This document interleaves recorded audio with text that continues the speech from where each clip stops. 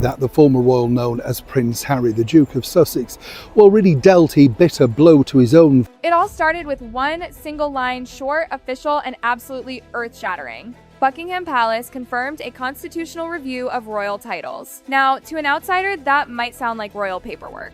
But for anyone who's ever read between the palace lines, that phrase was practically a thunderbolt. When the Crown says review, it doesn't mean a friendly check-in, it means someone's about to get erased from the royal script. And just like that, before the sun had even fully risen, the entire world went into a frenzy. Newsrooms exploded, Twitter melted down, and royal insiders started whispering in panic. The Crown wasn't just reviewing titles, it was drawing a line. And that line, it was cutting straight through the Sussexes. Within an hour, every major outlet, BBC, Sky News, you name it, was running the same headline, royal titles under constitutional review. And behind that calm, sterile phrasing, two names flickered like Harry and Meghan. Thousands of miles away in Montecito, Meghan's phone lit up. She blinked once, twice, 3 times, rereading the notification as if her eyes were betraying her. She didn't need a royal aide to translate what it meant. That phrase, that tone, that timing, it was unmistakably palace speak. Her walls of formality, the ones she'd once struggled to enter, were now being weaponized to push her out completely. The institution that had once welcomed her with diamond tiaras and balcony waves was now preparing to shut the gates for good. Her first instinct? Call Harry. Straight to voicemail. Later, reports claimed his phone was off because he was already on a plane alone, heading straight for London. No Netflix crew, no entourage, no spin doctors. Just a man walking right back into the storm he'd spent years running from. As his jet sliced through the clouds over the Atlantic, London was already stirring awake. Outside Buckingham Palace, cameras buzzed like hornets, reporters whispered into microphones, and that eerie hum, the one that always comes before a royal crisis, began to vibrate across the city. The royal world was about to split. For months, whispers had trickled out of palace corridors. He was revealed to have had private conversations with Princess Diana's brother, Earl Spencer, regarding a name change. And if you remember, the king wants to modernize, they said. He's preparing to make tough calls. Now, those whispers had turned into policy, and Meghan, staring at her reflection in her pristine Montecito glass wall, suddenly felt it hit her. This wasn't gossip. This wasn't PR. This was real. The titles that had once defined her, Her Royal Highness, the Duchess of Sussex, were hanging by a thread. Then came the envelope. A plain white envelope with a royal seal, hand-delivered, confidential. When Meghan opened it, the air changed. The letter was cold, formal, and deliberate.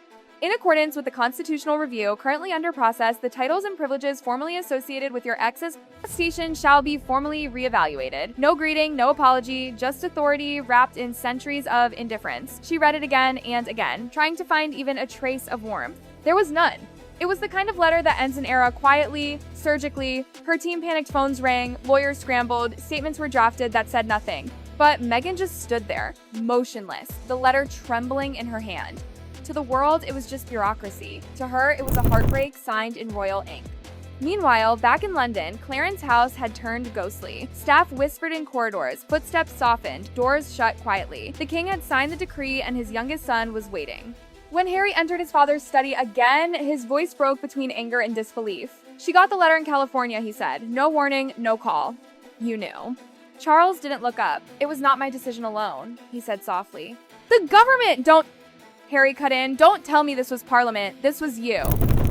The silence that followed was thick enough to choke on. Enough!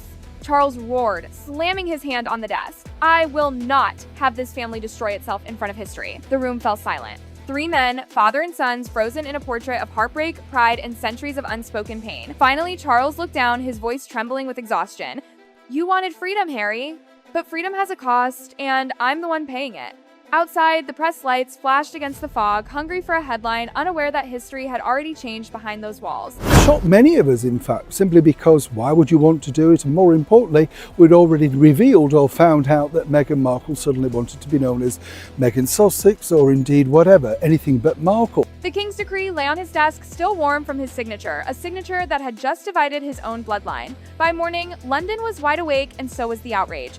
Headline screamed, the king's final decision, monarchy modernized, and titles under review.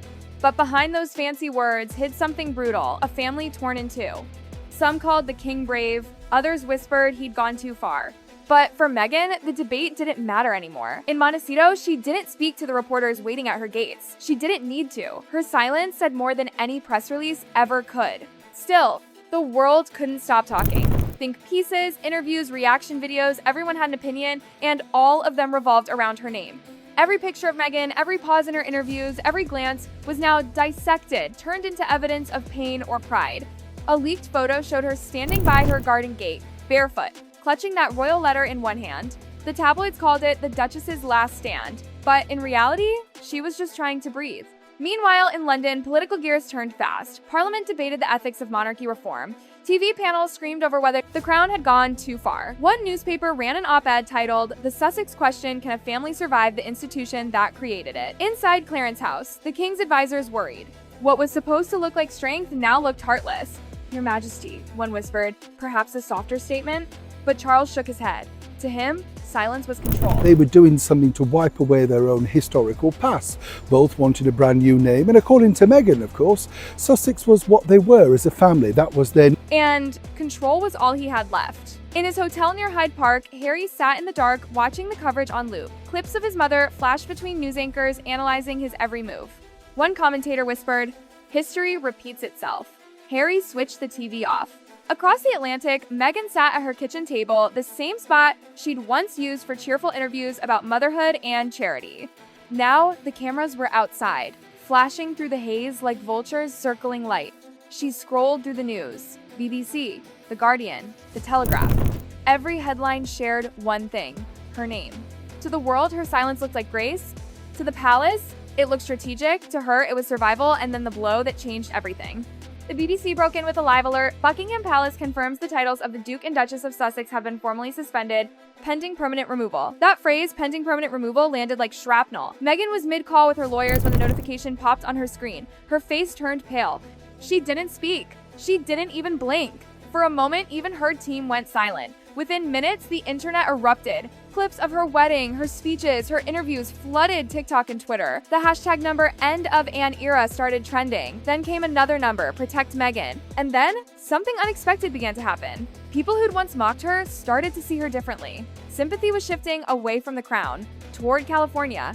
Even loyal royalists began asking, why now? Why like this? Why her? Inside Buckingham Palace, aides scrambled to fix the optics, but outside, the damage was done. The world was seeing two versions of the same story, one told in the language of duty, the other in the language of empathy. And right in the middle stood Meghan Markle, once the shining hope of the modern monarchy, now its most heartbreaking cautionary tale. Her team worked through the night drafting statements, a video message, a press release, or maybe say nothing at all. But every word felt wrong. Every silence felt worse. Then came the call. A global network wanted to air a live interview. Meghan didn't hesitate. "I'll do it," she said, but this time, no scripts. When she walked onto that studio stage, the world stopped scrolling. The lights glowed soft, the kind designed to make even heartbreak look elegant.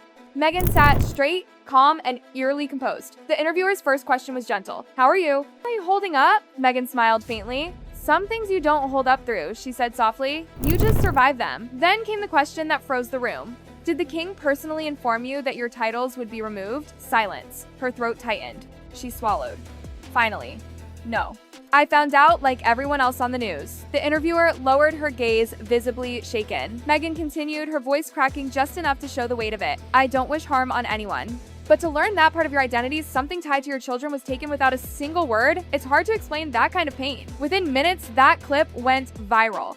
Screens lit up with her face poised, wounded, human. But then came the twist no one expected. The interviewer paused mid-show, listening to her earpiece, then read a breaking update live. Buckingham Palace has just released a statement confirming that all royal titles and privileges of the Duke and Duchess of Sussex have been rescinded effective immediately. The studio went dead quiet. Meghan froze. You could see the life drain from her face. She whispered, almost to herself, "It's done then." Her hands trembled. A single tear slid down her cheek. It wasn't rehearsed, it wasn't PR, it was heartbreak live and unfiltered. Across Britain, living rooms fell silent. In America, timelines exploded. That one moment, her whisper, her tear, became the image of the decade. By nightfall, every network replayed the footage on loop. Commentators argued whether it was courage or collapse, but no one could deny it. The crown looked powerful, and Meghan looked human. The next morning, the world was still replaying that moment. It's done then. But while social media mourned, something unexpected arrived in Montecito, a sealed envelope. No courier, no ceremony, just a discreet royal messenger. The handwriting on the front was unmistakable, elegant, deliberate King Charles. Meghan held it for a long time before opening it. When she finally did, her eyes moved slowly across each line. My dear daughter-in-law, I know the world around us has turned cold. I wish things had unfolded differently. You may not believe this, but my decision was not made in anger. I have a duty to the crown, but I have love for my family. There are moments a king must act, though the father in him grieves. It wasn't an apology, but it wasn't politics either. It was heartbreak, written in royal ink. At the bottom, one final line trembled between power and pain. History will forget the paperwork, but I hope it remembers the love. Meghan pressed the letter to her chest. For the first time in weeks, the noise around her faded. When Harry walked in minutes later, he found her sitting on the floor, tears streaking her face. She handed him the letter. He read it, closed his eyes, and whispered, He finally said something real. Across the ocean, the palace confirmed the letter's authenticity, but refused to release its contents. It is private, they said. Of course, it leaked anyway. The world called it the letter that softened the crown. Even the king's fiercest critics couldn't deny it. For the first time, Charles had shown something more than authority. He had shown heart. And the reaction was overwhelming. News anchors teared up reading it live. Commentators who'd built careers mocking Meghan suddenly went silent. For once, it wasn't about scandal or rebellion.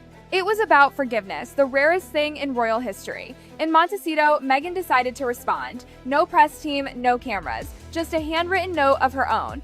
To His Majesty, your letter reached me, and it did what no decree could. It reached my heart. I understand duty. I understand tradition. But I also understand love and the cost of silence. The world may see distance, but I still see family. Meghan. She sent it quietly that evening. No announcement, no leaks, but word, as always, found its way out. Within a day, headlines shifted. A daughter's grace, wrote The Guardian. Meghan's final bow, said The Telegraph. The palace released one short line. His Majesty has received correspondence from the Duchess and values her words deeply. And just like that, the storm began to calm. The hashtags slowed. The debates quieted. Even Parliament moved on. But something lasting lingered, the realization that even behind crowns and ceremonies, hearts still break the same. That night, Meghan sat by her children's bedside reading a story. Mom, Archie asked softly, are we still royal? She smiled. We're still us, she said. And that's enough. The cameras were gone.